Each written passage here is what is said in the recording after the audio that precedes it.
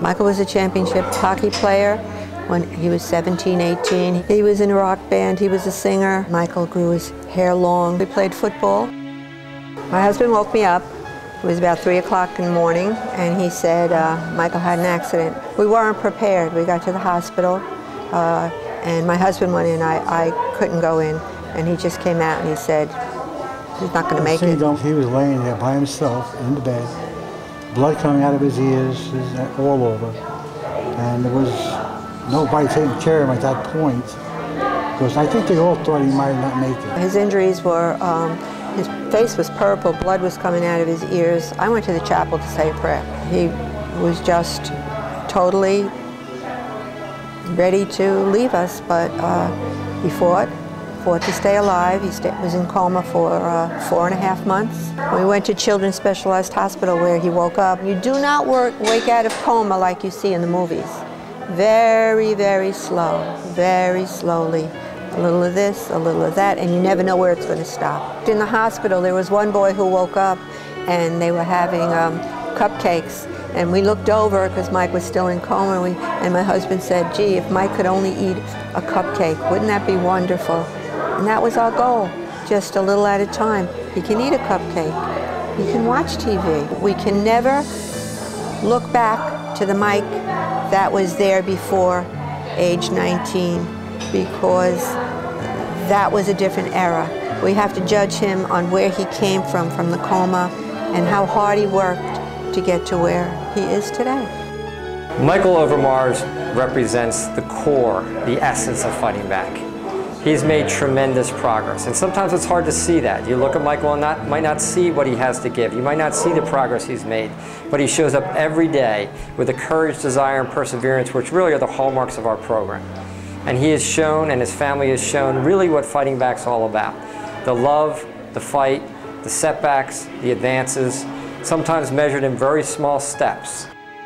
When I first met Michael, our first session was in the pool at the Y. I had no idea what Michael was like. When I went over to introduce myself, Michael grabbed me, stood up out of the chair, and kept pulling me in, and he kept whispering in my ear. And I'm looking, and his two aides that are behind him, they're smiling. And Katie said to me, just listen, just listen. It took me 15 minutes to hear. I just want to work out hard, very hard. And that was it. And from then on, Michael and I have been together. He's a great guy. He's funny.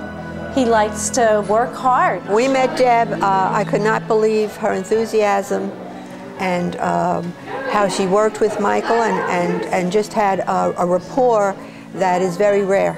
He'd give it out, she'd take it, they'd laugh together, and the work and the things she knows are very impressive. I'm just amazed at her patience and her understanding and her heart, truly. I go downstairs to meet him because Michael and I have a contract. The contract is you work out hard, I buy you coffee. So we would go by the cafe at the Y, and right away Michael grabbed onto the rail there, stood up and said, I'll be back for coffee, clear as a bell. We're grateful for Deb's help in nominating and feeling that Michael does work as hard as he can with what he has. Michael's like a little brother to me. Like he comes in, I have to straighten him up, I have to make him sit up. I'm trying to get him to really focus on when he sees someone to sit up immediately. If Michael taught me anything, he taught me to listen. To hear first, react second. As a father, I'm often humbled by the strength of the families of the fighting back participants. To watch their journey from the time an injury or illness occurs, the roller coaster ride of trying to get better and trying to recover, the setbacks and the advances. It's amazing the strength and the peace they bring to that process. And the Overmars family has been a great example of this. They've been an inspiration to the strength of a family and what it can mean not only to Michael, but to their entire family system. We're a close family. We take him everywhere we go, Florida, the shore. His family have stuck with him all the way. His older brother, John, and his two sisters, as I said, Susan and Chrisanne. They're there for him always. I have very deep respect for my son because he's never given up.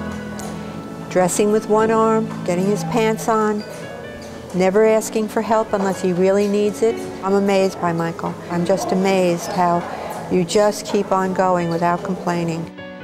I wish I could give you the life that you thought you would have, but I can't. But what I can do is I'll always be there for you, and I'll always try to give you the best life I possibly can. And I love you.